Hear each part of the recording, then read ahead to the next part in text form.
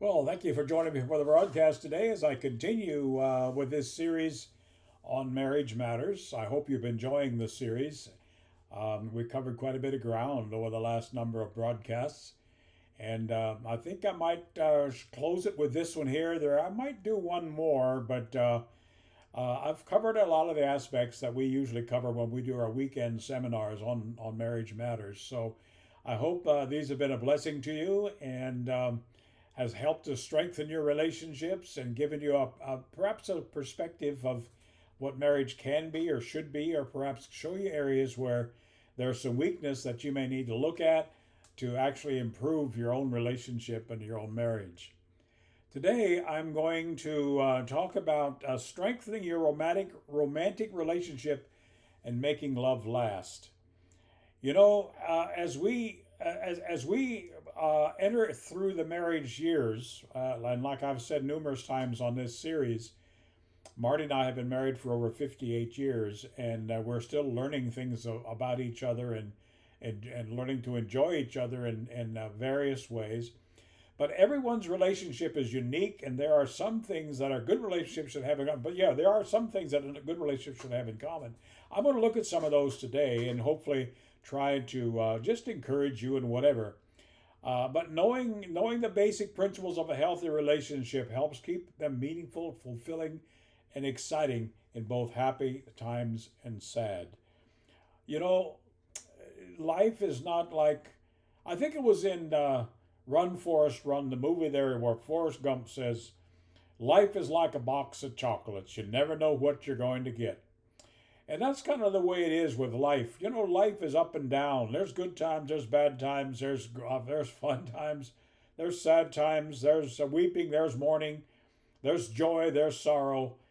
But as we go through these various emotions and throughout a marriage, it's good just to sometimes be reminded of what really will help us in those areas. So, what is it that makes a healthy love relationship? Well, number one, staying involved with one another. You got to stay involved with each other. You can't have a marriage relationship if you keep drifting apart and each of you just wants to do your own thing and not really concerned about the well-being of the other.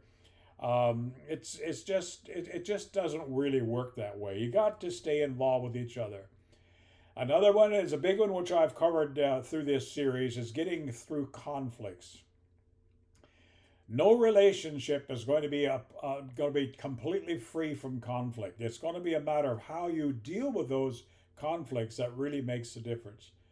I guess one of the saddest things in our many years of counseling with couples and all is that couples do not seem to want to spend the time to really learn how to manage conflicts and how to really work through those, so not only that they can enjoy each other and learn using those conflicts to actually be growth opportunities, but that they also are means in which they can train their children to deal with conflicts in their own adult lives.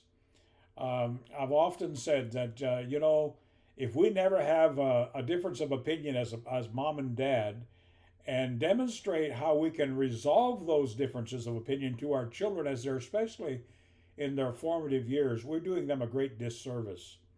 Uh, Many years ago, when our children were fairly young, I had come to the conclusion that we should never have difference of opinion or argue in the presence of the children.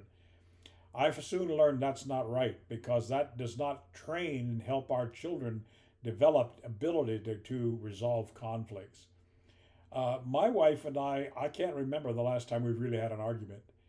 We don't always see things exactly the same way, but we are mature enough that we have learned how to resolve those conflicts and really come to the place where we respect each other, we love each other, and because of that, we honor each other's opinions and we come to a resolution in such a way that it actually is a kind of like a win-win for each of us. So it takes some doing, it takes some practice, it takes some learning, but it's really necessary to do that. Another area that needs to be important to making healthy love relationships is keeping outside relationships and interests alive. You need to have a circle of friends. Don't allow yourselves to be isolated just because you're married or perhaps have young children. Even if you have young children, you need to make opportunities to have interactions with your social groups and friends, whether it's through church or other social engagements. Don't just allow yourselves to be isolated to where it's just me and mine. But no, allow your borders to be expanded to where as you also interact with other people, it's gonna present opportunities for you to share your life with others and also learn from what the experiences are of other people. So I would really encourage you to keep those relationships out. When I say outside relationships, I'm not talking about personal or physical relationships outside of marriage, obviously, but what I'm talking about is just having some social interaction with other people. And of course, probably the most important one in keeping your love alive is communication. You've got to communicate, and I've been really stressing that throughout a number of these broadcasts because communication is so vital in our relationships because ultimately we won't have a relationship without some form of communication. Unfortunately, there are so many couples that we see that they're talking to each other, but they're not connecting with each other, and so therefore they're just bypassing each other. They never really have that real connection that is necessary for them to have a meaningful relationship. So what I'm going to do is I'm going to go through a number of steps here and points that I want to point out, and trying to just help you with some of these areas to how that we can keep our romance lives going on and keep our marriage relationship healthy. Because you know what, one of the greatest blessings you will ever encounter here on earth is having a marriage in which you're happy, satisfied, pleased, loved, appreciated, and honored with your spouse. There's perhaps no greater joy. That's why the scripture says a man who finds a wife finds a good thing. And it says that her price is above rubies. And so if you've got a good spouse, if you've found a good wife, love her, care for her, make sure she knows how much she's appreciated. And wives, if you've found a man that makes you feel secure, that loves you, provides for you, is a good father for your children, let him know that. Don't let a day go by that you don't tell him how much you appreciate who he is and what he does for you and the family. You'll never regret it. And your children will be so pleased to know that dad and mom love each other, they care for each other, and they nurture their relationships together. So the first point I want to talk about is to keep physical intimacy alive. A touch, just the very fact that just being touched is an fundamental part of a human experience. I mean, scientific studies have shown, even among children, that if children are not touched when they're in those first couple of months of life, they become introverted and become very fussy and colicky and whatever else. So it's important that that touching influence bonding and attachment. In a committed relationship between two adult partners, physical intercourse is often a cornerstone of that relationship. Now, having sex in the marriage is not everything, but it's right up there where it's really, really important. If you are married and you have a husband and wife, your spouses together, you need to be intimate with each other.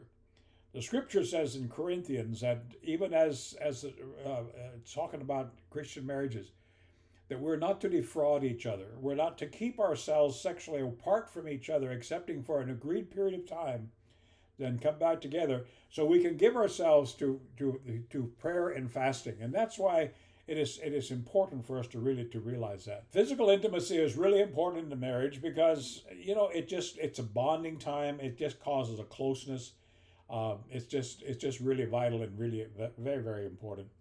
So it's a very vital part. And like I said, there's usually four areas that causes problems with a marriage. There's usually it's finances, or usually it's children, or usually it's religion, or usually it's sex. And so we need to work on keeping those areas intact and to also just to keep building upon them, because that's the only way we're going to strengthen our relationships, and it's going to be a meaningful experience for both of us. Number two, if you want to really keep your relationship happy and keep it together, you need to spend some quality time together. Now, spending quality time together does not necessarily mean that you go on big spending sprees. It just simply means that you enjoy being together. You make a special time for each other.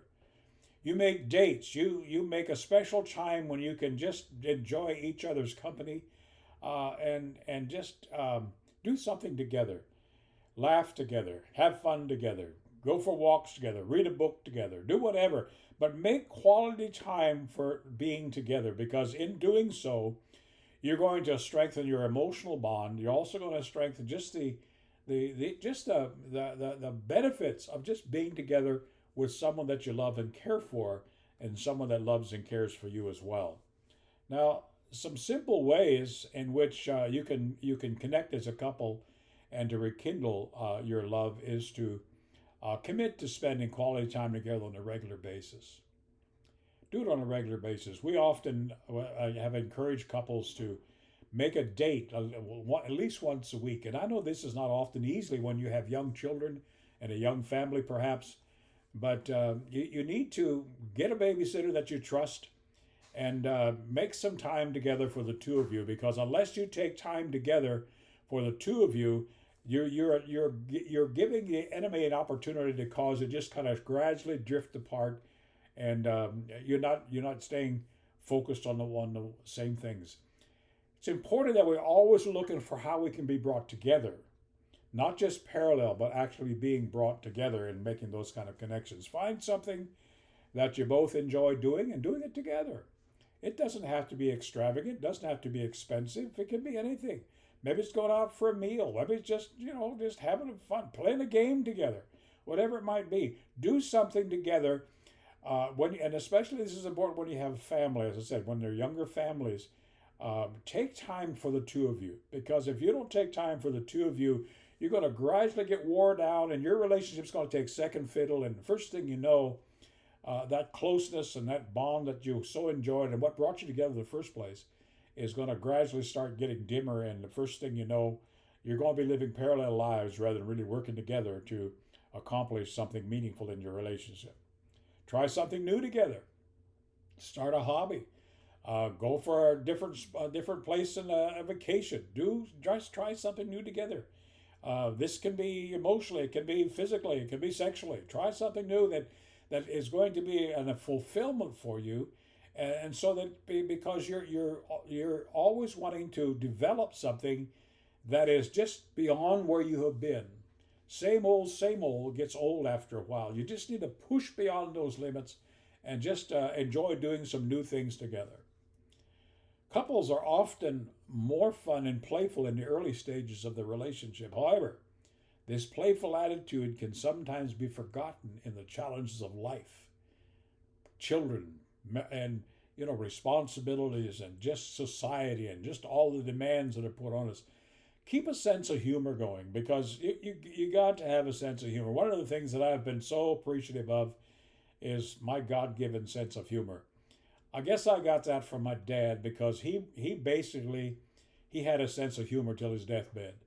And so I so appreciate having I guess inherited that same kind of a humor. Sometimes a little quirky.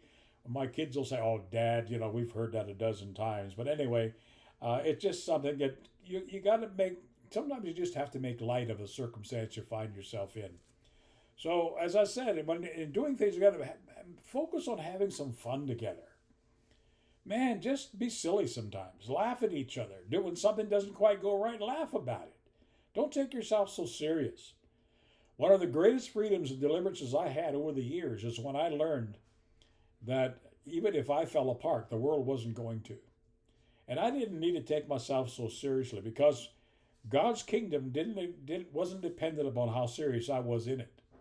And so that was a great deliverance for me. Learn from the play experts together. Well, just learn from, do some research. Just having fun together is so meaningful for any kind of long-lasting relationships. Make a habit, as I said, of laughing together whenever you can. Laugh at your mistakes. Laugh at your failures. Laugh with each other. Don't laugh. Don't laugh at each other. Don't laugh at your spouse's mistakes unless you're in a place where your relationship is strong enough to where it's not considered an affront or a belittlement when you laugh together. But I've found that some of the greatest bonding times we can have is just laughing together about something that's silly or whatever. But I encourage you to do it. Find something in life that causes you to smile internally, externally, and enjoy the moment. You'll never regret it. Number 3 is never stop communicating. Good communication is a fundamental part of a healthy relationship. When people stop communicating, they stop relating well. And times of change and stress can really bring out disconnect. As long as you're communicating, you can work through whatever problems you're feeling or what you're facing. Communication is so essential, and I can never overstate it. I've said it time and time again. Communication is not just talking. It's not just talking to each other, even at each other. Communication is actually connecting with each other. Communication does not always need to be verbal. It can be body language. It can be acts of kindness. It can be helping out, doing something. It can be quality time. That's communication. Communicates, I love you. I care for you. I want to be with you. I enjoy your presence. I want to be there with you. And that's all part of the communication. Learn your partner's emotional cues. Is your wife having a bad day? Is things not going well with the children? To pick up on those clues. You don't always have to say, "Are you doing all right?" And she said, "No, I'm fine." You don't know that. You know that story. No, just pick up on those things. See what makes her tick. See what makes her feel appreciated and loved. See what will cause her to brighten her mood to brighten or whatever. Find out what those cues are. Sometimes it's so simple thing. It's a simple thing. Sometimes it can be just a touch on the arm, pat on the backside, whatever it might be. But learn what those cues are so that you can, sometimes just something that's not going well in the day, just something that makes that loving connection can make a difference for the rest of the day. Question your assumptions is another section. If you have known each other for a while, you may assume that your partner has a pretty good idea of what you're thinking and what you need. However, your partner is not a mind reader. While it's true that Marty and I can often finish each other's sentences, that doesn't mean we're mind readers. I sometimes say, "What are you thinking about this?" I don't assume that I know what she's thinking, because even after 58 years together, she still comes up with some surprising examples of what she's thinking. So you're not a mind reader, and question your assumptions. If you think, "Well, I know what my spouse is thinking," maybe you need to take another look at that. Maybe you need to reconsider that, because it doesn't always mean that you're correct in that. So don't assume that you know what your spouse is thinking. Use your senses to keep stress in check. If you're not calm and focused, you won't be able to communicate effectively. That's really so true. The best way to reduce stress quickly and reliably is through the senses.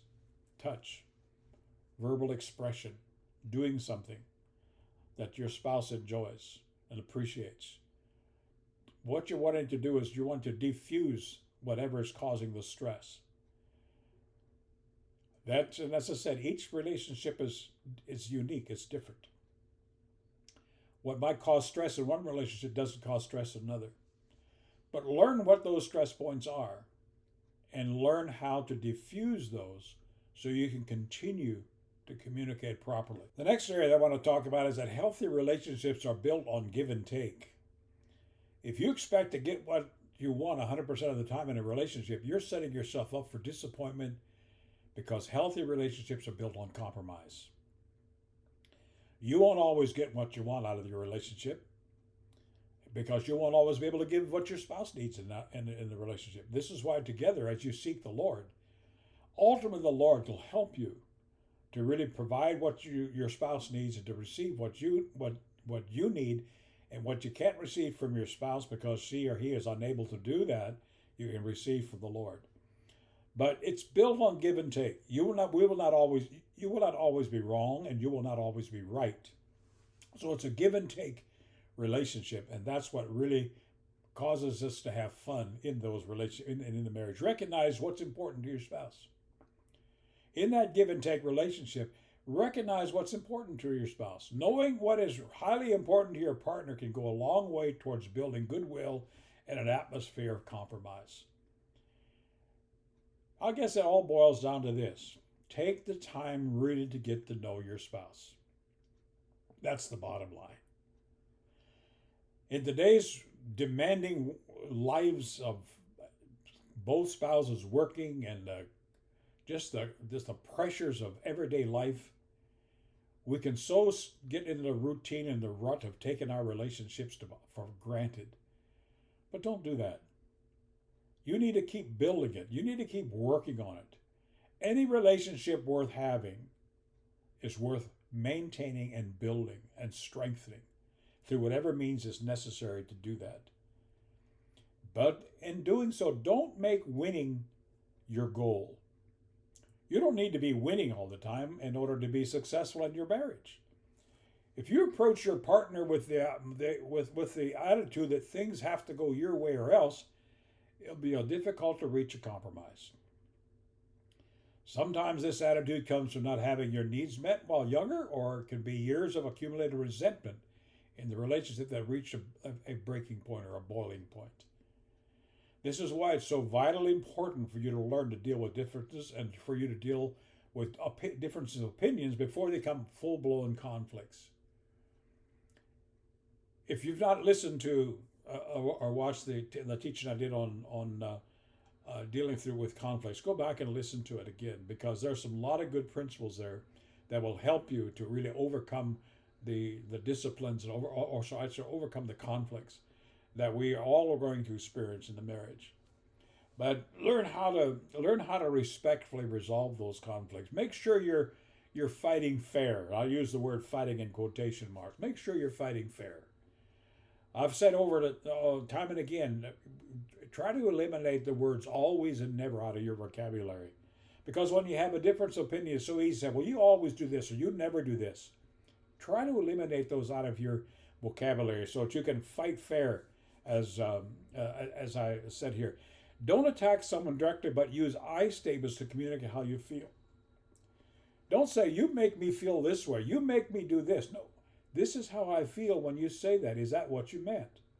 This is how I feel this is what you're trying to put across to me. Is my understanding correctly in this?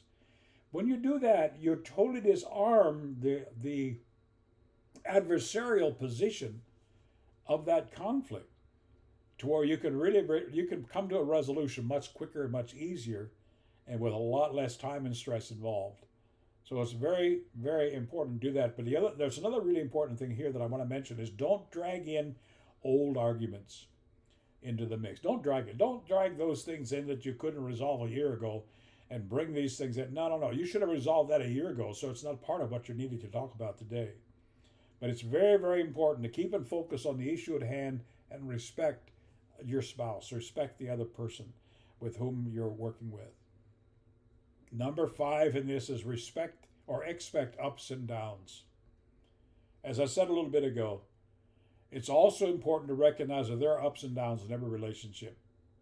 Nothing is ever on even keel. And I believe that's actually part of God's design, because if everything was absolutely smooth and even keel, how would we grow? Even in the natural, if you want to get stronger in an area, you exercise that area of the body to where you're stressing it to the point where it builds back more muscle and you become stronger as a result of it. The same way with a marriage and a relationship. If everything was always smooth and just with no ripples at all, you'd never have the occasion to strengthen your personal ability to cope or your personal ability to deal with issues at hand, and you'd never really grow in your relationship to where you could demonstrate what does love look like, what does compassion look like, what is just caring for someone else look like. You're going to demonstrate that through the ups and downs of your marriage relationship.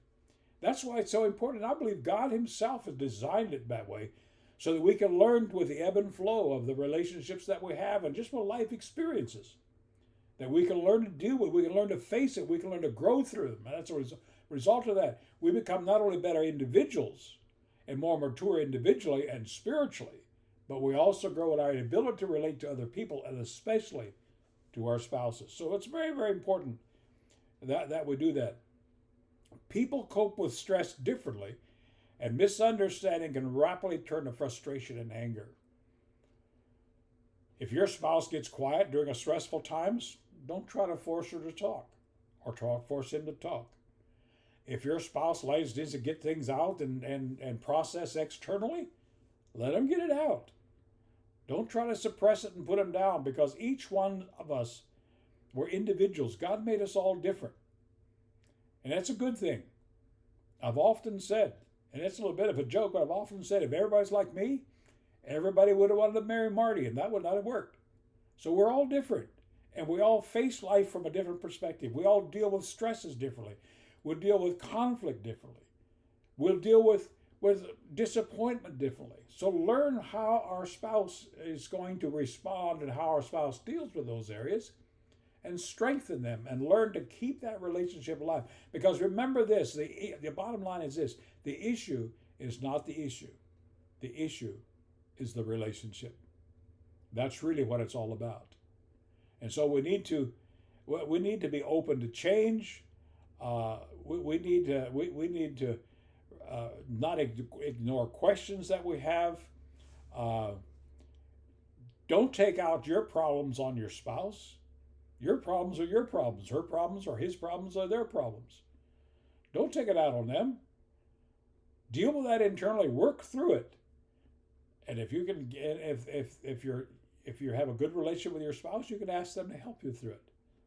That's how you're going to keep your relationship alive. That's how you're going to keep love alive. That's how you're going to learn to so appreciate and respect each other that you don't know what life would be like apart from each other. And as you do that, your marriage relationship will grow.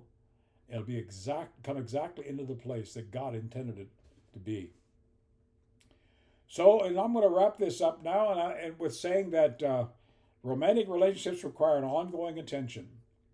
If you want a relationship that is meaningful, you're going to have to give attention to it. It's not going to happen by itself. Many couples focus on their relationship only when there are specific unavoidable problems to overcome. That's not the time to be working on your relationship. Or I should say the only time to work on your relationship, when you're having problems and issues at hand. And so now I've got to focus on this. I've got to make this right. I've got to fix this. No. Romantic relationships require an ongoing attention and commitment for love to flourish. It's not something that just happens overnight. It's not something that you just do at one time and it's one and done. That doesn't work that way either. And so you need to keep working at it. As long as health of a romantic relationship remains important to you, it's going to require your attention and effort. And so it's very, very important about that, because if you don't work on it, it's going to get away from you, and it's not going to be meaningful for you long term. I hope you've been enjoying this series. I hope that it's been helpful for you. I hope it's helped to strengthen your relationship, and I hope that it's been helpful. I guess is the only word I can use here. If it has been helpful, I'd love to hear from you. Right down below, you can add some comments after watching this video and watching the series. I'd love to hear from you. Let me know that it's been a blessing to you. I'm sitting here talking to a camera, and I'd love to have some feedback from your side of that camera. So thank you so much for watching.